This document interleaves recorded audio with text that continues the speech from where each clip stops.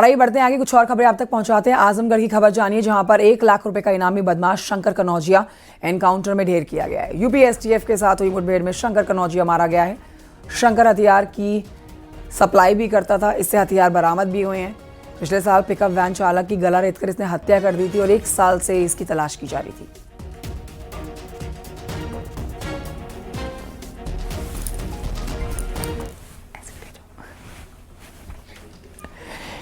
अब आपको बताते हैं, यूपी में शहर शहर एनकाउंटर हो रहे हैं। इसी से जुड़ी आपको दिखाते हैं कुछ तस्वीरें और बताते हैं ऐसी खबरें जो आपके लिए जानना ज़रूरी है कि किस तरह से यहाँ पर बदमाश खौफजदा है, कैसे यहाँ पर बदमाशों की धरपकड़ हो रही है। देखिए 3 तस्वीरें, प्रतापगढ़, प्रयागराज, वाराणसी। इन तीनों तस्वीरों में बदमाश पुलिस के हत्थे चढ़े हैं। बदमाशों के साथ पुलिस की मुठभेड़ हुई है। और अगर आप सबसे पहले प्रतापगढ़ के बारे में जानेंगे तो यहाँ बदमाश को पकड़ के पुलिस ने बड़ी सफलता हासिल की है। यहाँ सिर्फ एक बदमाश नहीं बल्कि 3 इनामी बदमाश को पुलिस ने गिरफ्तार किया है। वहाँ वाराणसी में भी पुलिस और बदमाशों के बीच मुठभेड़ हो गई, पुलिस के हत्थे चढ़ा है लूट का आरोपी बदमाश। और प्रतापगढ़ में, प्रयागराज में भी बदमाशों की धरपकड़ हुई है।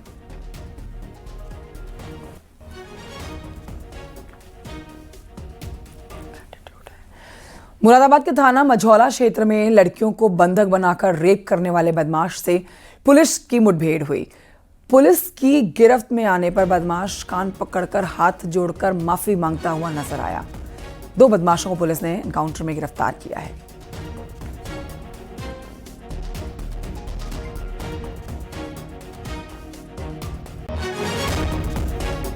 तक इमोरल ट्रैफिकिंग और सेक्सुअल एक्सप्लॉयटेशन बंधक बनाए रखना, इसकी बातें भी मतलब इनके द्वारा स्वीकार की गई है। और ये जो पूरा गैंग है जो कि बहला फुसलाकर इस प्रकार की कार्रवाई को अंजाम देता है, इस प्रकार का कृत्य करता है, इस पूरे के पूरे गैंग को पुलिस के द्वारा बस्ट किया जा रहा है। इसमें क्वालिटी इन्वेस्टिगेशन की जाएगी और साथ के साथ भी इन सब के ऊपर कड़ी विधिक कार्रवाई अमल में लाएगी। और ये बढ़ते हैं आगे और एक ही खबर आपको बताते हैं, जहां पर एक घर के अंदर अचानक से आग लग गई और आग लगने की तस्वीरें भी आप देख रहे हैं। 5 लाख के जेवर जलकर राख हो गए हैं, जो जानकारी मिल रही है। हादसा जानकारी पुलिस तक पहुंची और पुलिस मौके पर पहुंची है। पारिवारिक विवाद में घर में आग लगी है, पुलिस तक जो जानकारी पहुंचाई गई है। एसडीएम के आदेश पर जांच के लिए गए यहाँ पर पुलिसकर्मी पूरे मामले की जांच कर रहे हैं।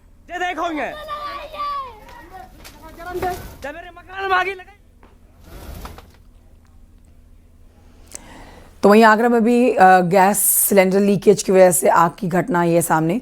गैस सिलेंडर लीक हुई, घर में आग लग गई और घर परिवार के 14 लोग इस आग में आके झुलस गए हैं, जिन्हें अस्पताल में भर्ती कराया गया।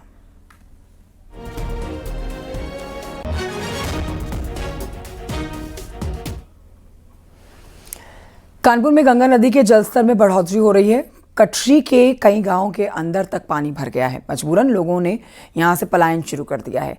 डीएम ने कटरी गांव पहुंचकर जायजा लिया। सुविधा भी उपलब्ध है और राशन सामग्री पहले ही माननीय जनप्रतिनिधि की उपस्थिति में बांटी जा चुकी है। गांव वालों से जो बात हुई, उनका कहना है उन्हें अभी कोई असुविधा नहीं है। उन्हें विकल्प दे दिया गया है कि अगर वो चाहे तो बाहर आ सकते हैं। तो करीब 40-42 ऐसे परिवार हैं, करीब 167 लोग जो कि पानी में उस तरफ हैं, परंतु उन्हें कोई अभी समस्या नहीं है और ट्रैक्टर के कारण आवागमन भी है और स्वास्थ्य का भी कैंप यहाँ पर है। तो लोगों को सतर्क रहने के निर्देश दिए गए। कोई चिंता की बात नहीं, परंतु सतर्कता की आवश्यकता निश्चित रूप से है। गंगा ने अपना रौद्र रूप धारण कर लिया। यही वजह है कि अब जहां एक और पानी गांव तक पहुंच चुका है, तो वहीं घाटों की सीढ़ियां जलमग्न हो चुकी हैं। और ऐसे में कटरी के रहने वाले लोगों की परेशानी भी बढ़ती जा रही है, क्योंकि जिस प्रकार से उनकी फसलें खराब हो रही है, उनके घरों तक पानी पहुंच रहा है। हालांकि अधिकारी इसका निरीक्षण कर रहे हैं और बाढ़ चौकियां इनके संपर्क बनाए हुए हैं, मगर इनकी परेशानी ये है कि कहीं ऐसा ना हो कि पानी का लेवल और बढ़े, उनकी गश्ती खराब। इस वक्त न्यूज़ 18 टीम एक ऐसे ही गांव में है जहां देख सकते हैं, जहां तक कैमरे की नजर जा रही है, पानी पानी और पानी भरा हुआ है। क्या बिजली खंभे और क्या यहाँ तक कि जो हैंड पाइप्स लगे हैं वो भी जलमग्न हो चुके हैं और पानी का बहाव आप देख सकते हैं कि कितना पानी का बहाव है। और ऐसे में ये बढ़ता गंगा का जलस्तर ग्रामीणों के लिए कहीं ना कहीं परेशानी का सबब बनती जा रही है। हालांकि अधिकारी इसकी मॉनिटरिंग कर रहे हैं और ग्राम प्रधानों के संपर्क में है। वीडियो जर्नलिस्ट आशीष पांडे के साथ अमित गंजू, न्यूज़ 18, धमनीपुरवा, कानपुर। उधर बुलंदशहर से खबर, जहां पर बुलंदशहर के खुर्जा नगर इलाके में बच्चों के मामूली से विवाद में दो पक्ष आमने सामने आ गए। और देखिए, दोनों पक्ष आमने सामने आए, जहां पर चाकू भी चले, लाठी डंडे भी चले, मारपीट हुई। इस दौरान एक लड़का दिलशान, मौके पर ही उसकी मौत हो गई। 5 लोग गंभीर रूप से घायल हुए हैं। 10 लोगों को पुलिस ने हिरासत में लिया है। के माध्यम से सूचना प्राप्त हुई कि थाना खुर्जा क्षेत्र के ग्राम ढाकर में बच्चों के विवाद में एक झगड़ा हुआ है। सूचना पर तत्काल प्रभारी निरीक्षक खुर्जा के द्वारा मौके पर पहुंचकर जांच पड़ताल प्रारंभ की गई। मौके पर जाकर देखा गया तो वहां आबिद पक्ष और हजरत पक्ष के बीच में बच्चों के विवाद को लेकर एक झगड़ा हुआ था, जिसमें आबिद पक्ष के 5 लोग घायल हुए हैं, जिन्हें तत्काल पुलिस के द्वारा उपचार हेतु CSC जटिया एवं कैलाश हॉस्पिटल ले जाया गया है। दौरान उपचार आबिद पक्ष के एक युवक की मृत्यु हो गई है। हजरत पक्ष के आरोपी 10 लोगों को हिरासत में लिया गया है। प्रकरण में जांच करते हुए अग्रिम विधिक कार्रवाई की जा रही है। खबर हापुड़ से, जहां पर खेत में फसल बोने के विवाद में एक बेटे ने अपने पिता की हत्या कर दी और फरार हो गया। जिस वक्त वारदात हुई उस समय आरोपी बेटा शराब के नशे में था। पुलिस ने केस दर्ज कर लिया है, मामले की जांच शुरू कर दी है। हमारी फील्ड यूनिट जो वैज्ञानिक दल है वो यहाँ पे आया है। CO साहब और मैं, हम लोग सब आकर के मौके का मुआयना किया है, इनके परिवार से बातचीत करी है। पिता और पुत्र के बीच में जो विवाद हुआ किसी बात को ज़मीन के बोने को लेकर, उसी कारण ये जो है घटना होना अभी तक जानकारी में आया है। विवेचना से और सारी बातें स्पष्ट होंगी। सर, बताया जा रहा है जो गोली मारने वाला वो हिस्ट्री शीटर भी है? हाँ, वो थाने का मजारी HS है और परिवार वालों ने ही उसकी जमानत कराई थी, जो मैंने जानकारी करी है। 2-3 बार वो जेल में भी गया है और कई मुकदमे उसके ऊपर परिवार वाले जमानत कराते थे। आज किसी बात को लेकर घर में विवाद हुआ है। तो गोली मारने वाला फरार है या पकड़ा गया? हाँ, फरार है। हमारी टीमें उसके पीछे हैं, जल्दी से जल्दी उसकी गिरफ्तारी होगी। मथुरा से खबर, जहां पर कृष्णा नगर में 2 स्पा सेंटर्स पर पुलिस ने छापा मारा। स्पा सेंटर की आड़ में स्पेशल केबिन बनाकर सेक्स रैकेट यहां चलाया जा रहा था। सेक्स रैकेट का पुलिस ने खुलासा किया। 4 युवक गिरफ्तार किए, 15 युवतियों को गिरफ्तार किया गया। अलग अलग राज्यों से यहां पर युवतियों को बुलाकर गलत काम करवाया जा रहा था। कई सामान भी यहां से बरामद किया गया है। स्पा सेंटर्स का नाम है ब्लॉसम और हेवन स्पा। दोनों कृष्णा नगर इलाके में पड़ते हैं। इन दोनों स्पा सेंटर से 4 लोगों को गिरफ्तार किया गया तथा 15 लड़कियों को रेस्क्यू किया गया। वहाँ पर कुछ भौतिक साक्ष्य और अभिलेख प्राप्त हुए हैं, जिससे प्रतीत होता है कि ये अनैतिक देह व्यापार का मामला है। इसमें सुसंगत धाराओं में केस दर्ज किया गया है तथा आगे की अग्रिम कार्रवाई की जा रही है। उधर ग्रेटर नोएडा से खबर, जहां पर नॉलेज पार्क कोतवाली क्षेत्र में कॉलेज छात्र के साथ बुरी तरह से मारपीट की गई है। सोशल मीडिया पर इसका वीडियो भी वायरल हो रहा है। वो वीडियो हम आपको दिखा रहे हैं, जिसमें एक युवक को देखिए 5 से 6 यहां पर लड़के पहुंच के पीटते हैं। बुरी तरह से उसकी पिटाई होती है और गंभीर चोटें इस युवक को आई है।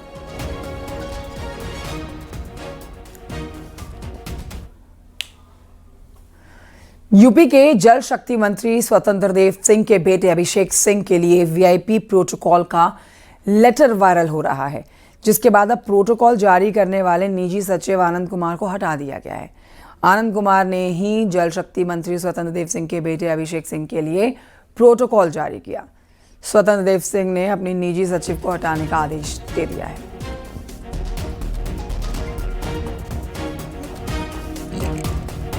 किस चीज को लेकर प्रोटोकॉल?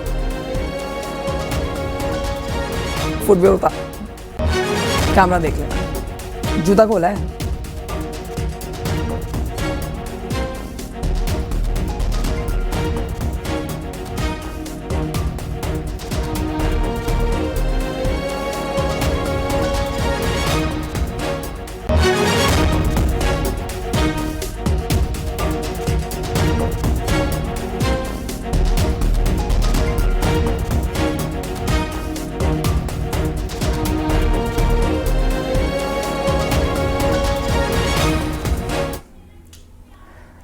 MLA पूजा पाल की अब बात करेंगे, जिन्होंने अखिलेश यादव को चिट्ठी लिखी है। MLA पूजा पाल ने लेटर में सपा पर तंज कसते हुए कहा कि बीजेपी सरकार में अपराधियों को सजा मिलती है। मेरे पति के हत्यारों को सजा मिली है, जबकि सपा ने मेरे पति के हत्यारों का पक्ष लिया है। मेरा समाजवादी पार्टी की नीतियों से भरोसा उठ गया है। विधायक पूजा पाल ने अपनी हत्या की आशंका भी जताई है और कहा है कि मेरी अगर हत्या होती है तो इसके लिए समाजवादी पार्टी और अखिलेश यादव को ही दोषी माना जाना चाहिए। उन्होंने बाकायदा चिट्ठी लिखकर अपनी जान के लिए खतरा बताया है। सोशल मीडिया पर भी ये चिट्ठी वायरल हो रखी है और आपको भी हम दिखा रहे हैं। पूजा पाल जिनकी ये चिट्ठी उन्होंने समाजवादी पार्टी के अध्यक्ष अखिलेश यादव को लिखी है, जिसमें उन्होंने अपनी जान को खतरा बताया है और ये भी साफ कहा है कि अगर कुछ होता है तो मेरी जान को खतरा समाजवादी पार्टी और अखिलेश यादव से ही है।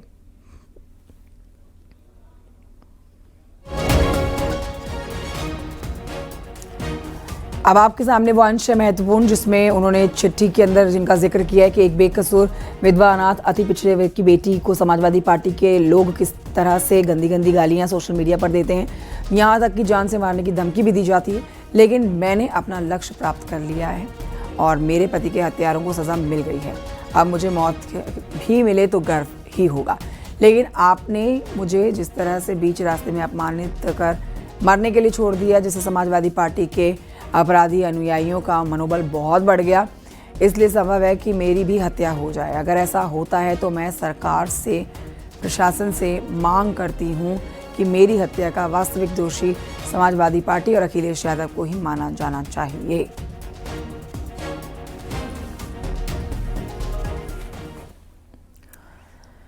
लखनऊ के केसरबाग से खबर, जहां पर पैसे को लेकर विवाद में पति ने पत्नी को गोली मार दी। अब आपको बता देते हैं कि गोली मारने के बाद आरोपी पति मौके से फरार हो गया। कुछ समय पहले इन दोनों की शादी हुई है। पुलिस मामले की जांच कर रही है।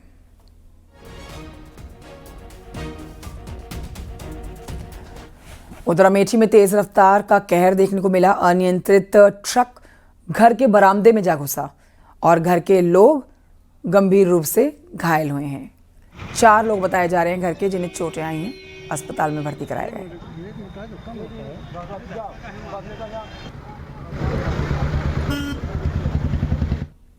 प्रयागराज से नई दिल्ली के बीच चलने वाली प्रयागराज एक्सप्रेस में जीआरपी के सिपाही ने महिला को छेड़ा। महिला को छेड़ने के बाद ये सिपाही माफी मांगता हुआ भी नजर आया। इसका एक वीडियो सोशल मीडिया पर वायरल हो गया। जब इस महिला ने शिकायत टोल फ्री नंबर पर की तो सिपाही डर गया और महिला से हाथ जोड़कर माफी मांगने लगा। उस वक्त का भी ये वीडियो महिला ने बनाया और सोशल मीडिया पर ये वीडियो वायरल है।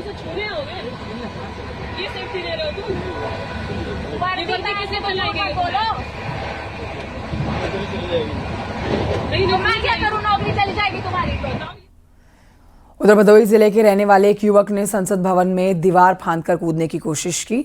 युवक की पहचान रामकुमार बिंद के नाम में हुई है और इस घटना की जानकारी जैसे युवक के परिजनों को मिली, पर परिजन डर गए, घबरा गए, हड़कंप मच गया परिवार में। जानकारी के मुताबिक युवक सूरत की एक साड़ी फैक्ट्री में काम करता है और परिजनों के मुताबिक मानसिक तौर पर वो कमज़ोर है। तब हमारे लड़कियां बताए ना कि संसद भवन में वही है इनका, तब हम कहा वहाँ कैसे पहुँचा, कैसे ना ही पहुँचा, आप बता घरे तो घरे ना ही पहुँचा, तो कैसे वहाँ पहुँच गया वहाँ। तो कुछ मानसिक स्थिति खराब थी? हाँ साहब, रच के रहा ये लड़की भाई बता वैसे कुछ रहा, मोट दिमाग हो गया रहा। क्या चाहते हैं अब आप? हमारे साहब लड़कियाँ चलाए हमें और क्या चाहे साहब, 2 लड़कियाँ हैं न मेरे, 2 जने वो 4 जने लड़कियाँ हैं साहब। बिजनौर से खबर, जहां पर इससे एक चौंकाने वाला मामला सामने आया। मंडावर थाना क्षेत्र में एक महिला ने संबंध बनाने के दौरान अपने पति के ऊपर अचानक से ब्लेड से हमला कर दिया। इस महिला ने पति को गंभीर रूप से घायल किया। इतना ही नहीं, इस महिला ने पति के प्राइवेट पार्ट पर भी ब्लेड चला दिया, जिससे गंभीर रूप से घायल हुआ ये शख्स और अस्पताल में भर्ती कराया गया। वाले का शाम को आया, अपना खाना पीना खा के जब धोरा गया तो संबंध बना, तो मेरे घर वाले ने मेरे ब्लेड से धार उसको बाहर कर दिया एक बार में मेरे मेन पार्ट पे जी। फिर तो ऐसे कुछ बताया, कुछ बताया नहीं कि बोल रही मैंने नहीं मारा है, मार के भी मना कर रही है, झूठ बोल रही है। अच्छा, वजह क्या है? कोई विवाद चलता था आपका? क्या वजह थी? हाँ, दूसरे लड़कों से हिल रही है। हरदोई के संडीला थाना क्षेत्र में युवती के अपहरण का मामला सामने आया। पीड़िता के भाई ने 12 जुलाई को थाने में शिकायत दर्ज कराई थी। आरोपी चंद्रशेखर युवती को बहला फुसला कर ले गया।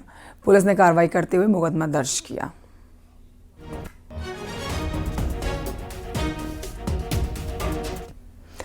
कुशीनगर से खबर, जहां पर लाल सोना के रूप में मशहूर खेरा लकड़ी की तस्करी के मामले में पुलिस ने बड़ा खुलासा किया। लकड़ी तस्करों ने खेरा की लकड़ी को काटने के बाद नदी में छिपाया हुआ था। वन विभाग की टीम ने छापेमारी करके खेरा के 55 बोटे लकड़ियों के बरामद किए हैं। वन विभाग के मुताबिक एक खेरा पेड़ की कीमत 2 लाख से ज़्यादा की होती है।